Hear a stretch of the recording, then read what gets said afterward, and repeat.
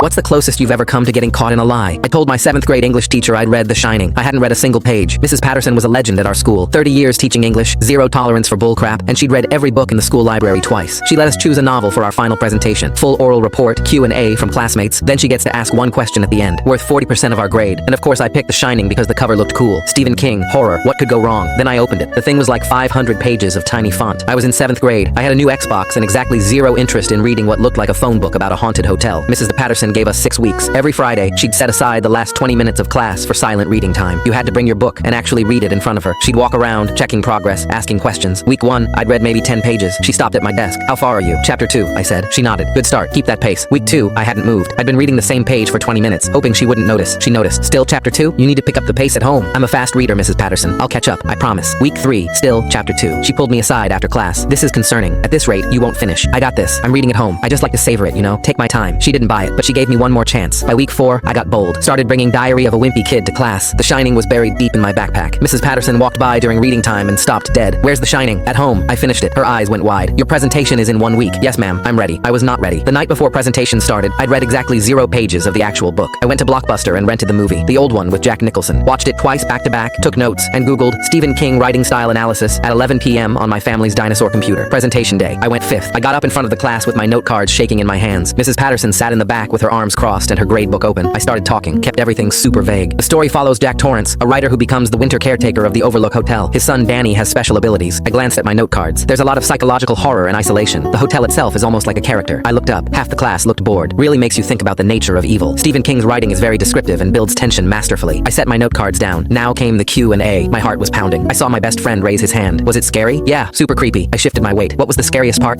Probably the hedge maze. Very intense. Someone in the back raised their hand. Would you recommend it? Totally. Couldn't put it down. Well, at least that's what Sarah H. said in her Google review, but I was crushing it, nailing it. Then I made eye contact with Mrs. Patterson. She wasn't writing in her gradebook. She was just staring at me. That look teachers give you when they know you're full of it, but they're waiting to see how far you'll take it. I actually started feeling good. My hands stopped shaking. I'd pulled it off. Okay, does anyone else have questions? No one raised their hands. Almost home free. Then I remembered. Mrs. Patterson always gets the last question. Then I said the words I'd been dreading. Mrs. Patterson, do you have a question? Long pause. She closed her gradebook, stood up, walked slowly to the front of the classroom. Everyone went silent. She stopped right in front of my desk. Yes, I was wondering if you could tell us about some of the major differences between the book and the movie. My balls literally dropped through the floor. The room went completely silent. Everyone was staring at me. She knew. She absolutely knew. And she just trapped me in front of the entire class. I stood there frozen. My brain was screaming. I could feel my face getting hot. I had 2 options. Admit I didn't read it and fail, or try to make something up and fail worse. Then it hit me. The dumbest, most beautiful idea I'd ever had. I looked her dead in the eye. I'm sorry, Mrs. Patterson, I don't know. I never saw the movie. The classroom exploded into whispers. She just stared at me. 5 seconds. 10 seconds. I thought I was dead. Then she smiled. The first smile I'd ever seen Click from the her. link on Sit the down. homepage B+. to watch